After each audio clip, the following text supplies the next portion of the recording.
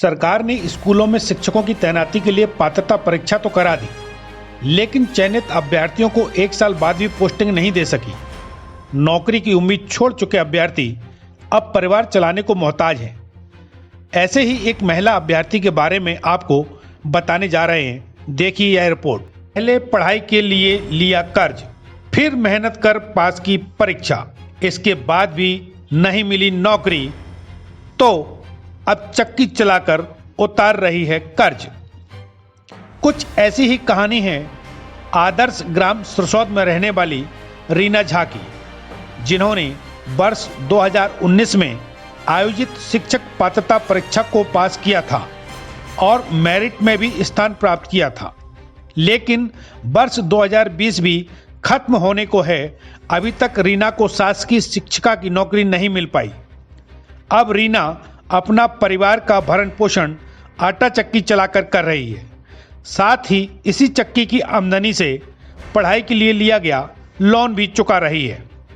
DEd के लिए मैंने कम से कम कर्जा लिया, मेरे पति ने कर्जा लिया और फिर उसी कर्जे को भरने के लिए मैंने आटा चक्की लगाया। करीबन पास किए हुए 7-8 महीने तो हुए। जब मैंने फॉर्म डाला था तो जब जगह थी 1400 ओनली मेरे सब्जेक्ट की।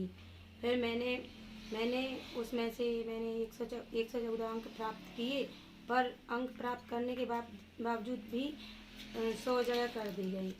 फिर उसके बाद लॉकडाउन की वजह से सब उसी में ही समाहित हो गया, यानी कि फिर कोई प्रक्रिया आगे नहीं बढ़ी। रीना का परिवार गरीब है। परिवार में 2 बच्चे, पति सहित 4 लोग हैं। पति मोटर वाइंडिंग की दुकान करते हैं, जिससे आमदनी ना के बराबर है। इसलिए रीना ने डीएड की पढ़ाई और शिक्षक पात्रता परीक्षा की तैयारी के लिए कर्ज लिया ताकि सरकारी शिक्षिका बन सके। रीना ने सरकार द्वारा आयोजित शिक्षक पात्रता परीक्षा भी दी, जिसमें मेरिट में स्थान भी पाया, लेकिन 1 साल हो गया, नौकरी नहीं लगी और कर्जदारों का कर्ज पटाने की बात आई तो रीना ने घर में ही आटा चक्की लगा ली और आटा पीसने का काम करने लगी। भी नहीं मिला और इतना कर्जा लेके मैंने डीएड किया, सब कुछ पढ़ाई की, फिर कर्जा चुकाने के बाद से मुझे आटा चक्की भी लगानी पड़ी। फिर इसके बाद भी अभी तक लगे हैं परिश्रम करने, लेकिन उसका कोई वो नहीं मिला। कोई 100-200 रुपए दिन भर में। परिवार में 4 सदस्य हैं, बस यही चल जाता है, रोजी रोटी खर्चा, खाने पीने का खर्चा चल जाता है बस। और बस जैसे ऐसे अपना जीवन यापन कर रहे हैं। बस सरकार या लॉकडाउन लगने से या सरकार बदलने से या कुछ होने से हम लोगों को तो कुछ हासिल हुआ ही नहीं। सरकार की व्यवस्था से रीना खफा है। रीना का कहना है कि लोग कहते हैं कि पढ़ाई करनी चाहिए, उसका लाभ मिलता है, किंतु मुझे कोई लाभ नहीं मिला। डीएड करने के लिए कर्ज चुकाना है, परिवार चलाना है, बच्चों को भी पढ़ाना है, इन सब के लिए उसे यह करना पड़ रहा है। वह कहती है कि सरकार को यदि नौकरी नहीं देनी थी तो परीक्षा ही क्यों कराई। कहते हैं पढ़ाई कुछ मतलब नहीं निकला पढ़ने का, इतना सब कुछ किया, उसके बावजूद भी हमको कुछ नहीं मिला। अब चक्की चला लेते हैं, फिर उसके बाद थोड़ा 1-2 घंटे का बीच में गैप मिलता है तो उससे हम अपनी पढ़ाई कर लेते हैं। उसी गैप में चक्की चलाते चलाते लाइट चली जाए तो बीच में बच्चों को भी तैयार कर लेते हैं, फिर उसी बीच में पढ़ लेते हैं, फिर उसी बीच में खाना भी बना लेते हैं। वैसे ऐसे अपना काम कर लेते हैं। तो बहुत परेशानियाँ आती हैं, लेकिन क्या है, थोड़ा मैनेज कर लेते हैं।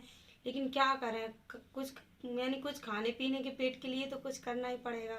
इसके लिए जिम्मेदार हम सरकार को मान रहे हैं। ये कहना चाहते हैं कि जो वर्ग 2 या वर्ग 1 में जिसने जो परीक्षाएं दी हैं, मुझे तो ये कहना है उनसे कि मैं जो सब्जेक्ट से मैंने पेपर दिया था, तब मैंने फॉर्म भरने गई थी, तब जगह कुल थी 1400। फिर फॉर्म भरने के बाद क्वालिफाई भी हो गए, 114 अंक भी आ गए।